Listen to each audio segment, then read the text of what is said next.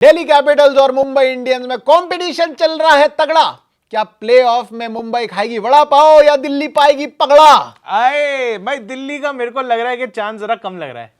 दिल्ली का चांस दिल्ली का चांस कम लग रहा है। दिल्ली की जिस हिसाब से परफॉर्मेंस लग रही है, दिल्ली का चांस होना ही नहीं चाहिए था। राजस्थान उससे अच्छा खेल के जा रही है। फर्स्ट हाफ जो पिक्चर का था वो बहुत बढ़िया चल रहा था, लेकिन जैसे ही इंटरवल हुआ और सेकंड हाफ आया, सेकंड हाफ के अंदर तो बिल्कुल ही कहानी जो है वो पलट गई, वो गिर गई, कहानी नॉन एग्जिस्टेंट हो गई, गिर गई। ऐसे लग रहा था एक पुल है, आप हॉलीवुड फिल्मों में देखते हो ना, ऐसे चल रही है ट्रेन, चल रही है, आगे एक पुल है, उसको बम से उड़ा दिया किसी ने। अच्छा। अब वो ट्रेन जो है वो जाके सीधा नीचे नदी में चली जाती है। ये तो कार्टून नेटवर्क पे देखा था मैंने। हाँ, cartoon network, road runner.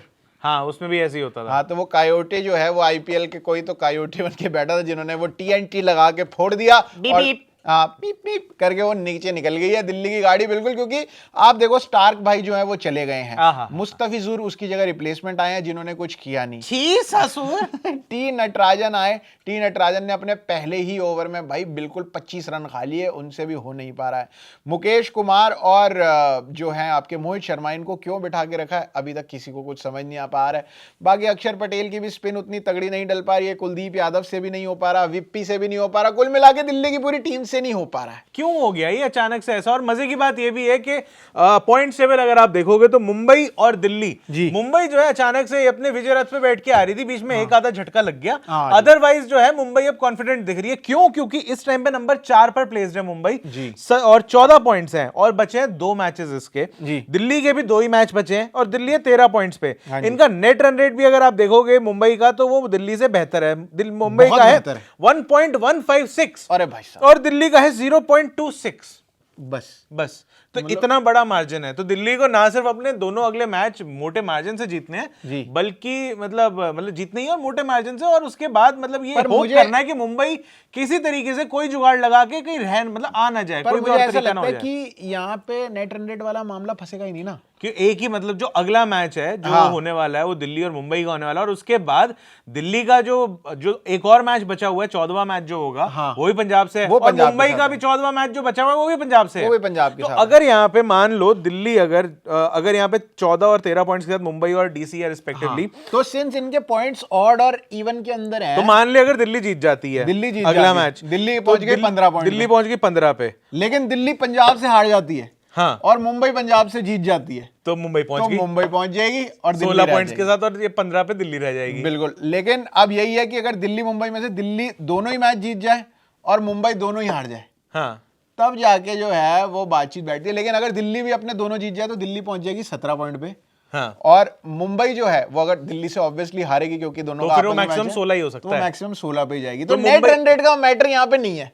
This is very nice, but अगर एक मैच कोई धुल जाता है जहां पे पॉइंट्स बराबर हो जाते हैं, मान लो एक तरीका ये भी है कि मान लो भाई दिल्ली जो है अपना अगला मैच जीत जाए जी, और मुंबई अगला मैच हार जाए जी, तो कितने हो गए?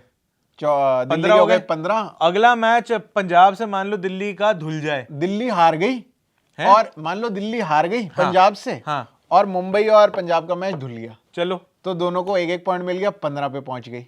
15 in that case net run rate will be there. तो नेट रन रेट का मैटर यहाँ आगे फंसेगा। बट वो हम चाहते नहीं है कोई भी मैच धुले, मतलब मूड खराब हो जाता है, देखो सिंपल सी बात है। लेकिन पॉइंट्स टेबल के हिसाब से और फॉर्म देख के मतलब ऐसा लग रहा है साफ साफ कि मुंबई के पास एक एज है। बिल्कुल जी। लेकिन और देखो मुंबई ने 3 प्लेयर की रिप्लेसमेंट भी अनाउंस कर दी है कि जॉनी बेयरस्टो आ रहे हैं, और विल जैक्स, रायन रिकल्टन और कॉर्विन बॉश, ये तीनों बंदे जो हैं जैसी लीग स्टेज खत्म होगी 27 मई को अपना बुरिया बिस्तरा बांध देंगे और ये निकल लेंगे। अरे यार उससे फर्क क्या पड़ता है? इस टाइम तो मुंबई खाली ये देख रही होगी प्लेऑफ में जाएंगे, इज्जत बनी रहती है। उसके बाद अगर हार जाते हैं ना प्लेऑफ के अंदर जाके, तो भी फिर भी ये रहता है कि लास्ट टाइम जैसे आरसीबी है जी, आरसीबी ने चेन्नई को बाहर फेंक दिया था, और उसके बाद खुद बड़े बुरी तरीके से कुत्तों की तरह हार गई, मतलब वेरी वेरी वेरी बैडली हार गई। तो उस टाइम पे सारे चेन्नई के फैन इसी बात पे सड़ गए थे कि अबे ऐसे ही हारना था तुमने, पागलों की तरह हारना था, तो इससे अच्छा तो धोनी भाई को जाने देते, इससे सीएसके को जाने देते। लेकिन नहीं,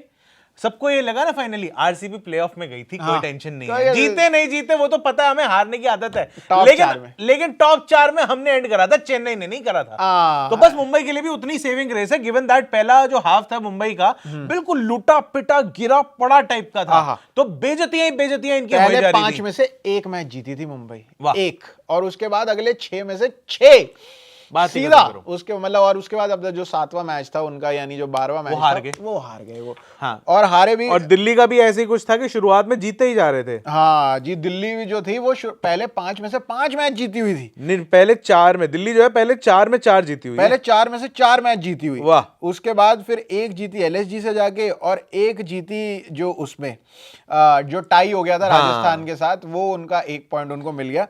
तो दिल्ली और की एक नो रिजल्ट था, तो वही बिठा के अपना 4-5 और 6, बस 6 मैच वो जीती और 12 एक पॉइंट मैच- वो हो गए, एक नो रिजल्ट का आ गया। एक नो रिजल्ट बस का वही आया है। हैदराबाद के खिलाफ। तो यहाँ पे जो तकलीफें जो है वो यहाँ पर दिल्ली के साथ थोड़ी ज्यादा लग रही है। और वैसे भी मुझे ऐसा लग रहा है कि रोहित शर्मा भाई जो है वो फॉर्म में आ चुके हैं। वो फॉर्म में आ गए हैं। उन्होंने रिटायरमेंट भी ले ली है टेस्ट क्रिकेट से, अब वो और ज्यादा फ्री हो गए हैं आए हाय हाय। दिमाग से। उनको कहा कोई टेंशन नहीं, टीम में आना नहीं आना अब तो मेरे को कोई फर्क ही नहीं पड़ता, तो अब वो और धोएंगे ज्यादा। Very तो nice. मुझे ऐसा लग रहा है कि मुंबई और दिल्ली के मैच में शायद जो है वो मुंबई ले जाएगी इस और बाजी मुझे ये को। लग रहा है कि प्लेऑफ में ओवरऑल अगर आप पूरे सारे सिनेरियोज देख लेते हो जी। तो प्लेऑफ में पहुंचने के चांस जो है वो मुंबई के ज्यादा लग रहे हैं। दिल्ली सपोर्टर आपकी प्राइमरी टीम है, मेरी सेकेंडरी टीम है, कोई जी। बात नहीं, होता रहता है। कोई बात नहीं, आरसीबी के साथ आप भी ये देखते ही आए हो सालों हाँ, साल। आदत है, तो दिल्ली के साथ आप भी देखते हैं भाई मेरे को साहब। भी, सालों साल आदत है। तो मुझे पता है कि अगर दिल्ली बाहर हो भी जाएगी तो हम कोई बात नहीं, अगले और साल मुंबई फिर- वालों को आदत है प्लेऑफ में जाना, 5 बार ट्रॉफी उठाना, फिर हाँ, और इसी तरीके से जाना कि ऐसे शुरुआत गंदी करके उसके बाद लगातार मैच जीत के जाना।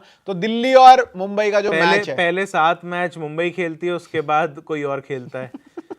बाकी इंपैक्ट प्लेयर्स भी आ गए अब तो मुंबई के साथ, तो मैं तो क्या ही बोलूं, काली जर्सियों में कुछ कुछ इंपैक्ट प्लेयर 4 इंपैक्ट प्लेयर खेलते हैं। हाँ, मतलब पता नहीं है वो तो। चलो बढ़िया है। लेकिन आप लोग बताओ, आपको क्या लग रहा है दिल्ली और मुंबई के मैच में से कौन जीतेगा? क्या ये पंजाब वाले मैच तक ये कहानी जाएगी, या फिर दिल्ली और मुंबई वाले मैच में ही ये कहानी खत्म हो जाएगी और दिल्ली मुंबई के जीतते ही मुंबई सीधा क्वालिफाई कर जाएगी? ये आप बता दो कमेंट के अंदर।